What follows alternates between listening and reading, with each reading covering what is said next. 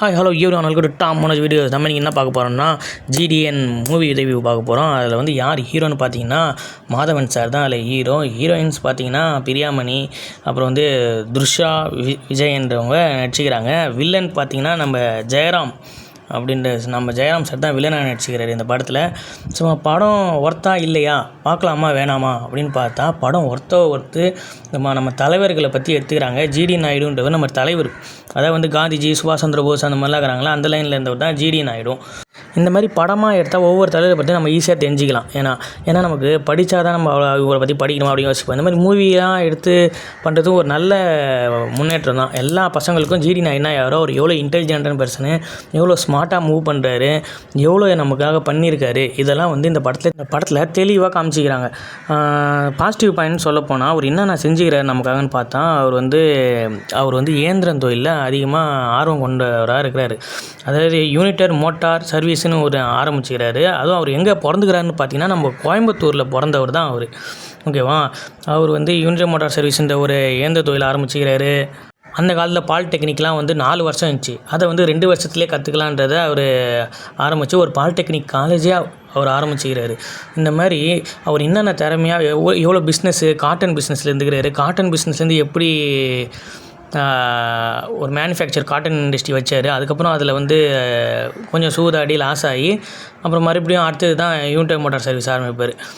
அதில் வந்து பெரிய ஆளாகி அதான் நம்ம ஊருக்கு எவ்வளோ நல்லது பண்ணிக்கிறாரு. ஒரு ஷேவிங் மிஷின் ஒன்று பண்ணிக்கிறாரு. அது இல்லாமல் ஓட் ரெக்கார்டர் மிஷினு, எலக்ட்ரிக்கல் கால்குலேட்டரு, இதெல்லாமே நம்ம ஜிடி நாயுடு பண்ணிக்கிறார். இந்த படத்தில் தெளிவாக அப்படியே காமிச்சிருப்பாங்க. இதெல்லாம் இந்த படத்தோட பாசிட்டிவ் பாயிண்ட்டு. இப்போ நான் உள்ளே சொன்னது எல்லாமே ஜிடி நாயுடுவை பற்றி இல்லை, இந்த படத்தில் காமிச்சது தான் நான் சொல்லியிருக்கேன். இந்த படத்தோட நெகட்டிவ் பாயிண்ட் நம்ம பார்க்க போனால் படம் கொஞ்சம் ஸ்லோவாக நவரும். நான் இந்த படத்தை பார்க்க போகும்போது இன்னும் ஜிடிஎன் இந்த மூவி தான் பார்க்க போனேன், ஜிடி நாயுடு தான் அப்படின்னு நம்ம பார்க்க போகல. ஏன்னா இந்த படத்தோட மார்க்கெட்டிங்கும் பண்ணலை அந்த அளவு. இந்த படத்தெல்லாம் மார்க்கெட்டிங் நல்லா பண்ணலாம் எனக்கு தெரிஞ்சு. ஏன்னா நல்ல படம், ஃபேமிலியாக பார்க்கலாம், பசங்களும் பார்க்கலாம். ஜிடி நாயுடுனா யாருன்னு பசங்க எல்லாம் தெரிஞ்சுன்னு இந்த கவர்மெண்ட் எக்ஸாமில் கேட்டால் கூட இந்த கொஸ்டினுக்காக ஆன்சர் பண்ணலாம். இவர் இது பண்ணிக்கிறாரு, ஜிடி நாயுடுன்னு கரெக்டாக டிக் பண்ணலாம். ஓகேங்களா, இந்த படத்தை வந்து நெகட்டிவ் பாயிண்ட் பார்க்க போனீங்கன்னா இந்த படம் வந்து ஸ்லோவாக நவரும், அவ்வளோதான் இதோட நெகட்டிவ் பாயிண்ட்டு. ஃபஸ்ட் ஹாஃப் மட்டும்தான், ஃபஸ்ட்டு ஒரு 1/2 hour ஸ்லோவாக படம் நவரும்.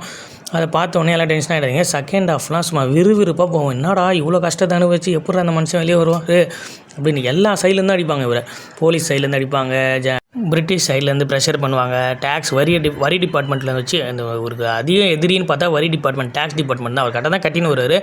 ஆனாலும் அவரை வந்து வேணுமே எக்ஸ்ட்ரா டேக்ஸ் போட்டு அதை கட்டு அப்படின்னு சொல்லி அவங்கள ஒரே ப்ரெஷர் பண்ணி அவரை முடிஞ்ச அளவு ப்ரெஷர் பண்ணுவாங்க. அவர் அதுலேருந்து எப்படி முன்னேறி வராரு, அவர் எப்படி தப்பிக்கிறாரு அப்படின்றது தான் இந்த படத்தோட கதையே. சும்மா மாசாக போயிருக்கும். இந்த படத்தெல்லாம் மார்க்கெட்டிங் நல்லாவே பண்ணியிருக்கலாம், ஆனால் பண்ணாம விட்டாங்க, ஏன்னு தெரில. இந்த படத்தை ஃபேமிலியோட பசங்களோட கண்டிப்பாக போய் பாருங்கள், படம் சூப்பராக இருக்குது. அப்படியே மறக்காமல் என் சேனலை கொஞ்சம் சப்ஸ்கிரைப் பண்ணுங்கள் ஃப்ரெண்ட்ஸ். ஓகே, நாம் அடுத்த நல்ல மூவியில் நம்ம சந்திப்போம். ஓகேவா, பாய்.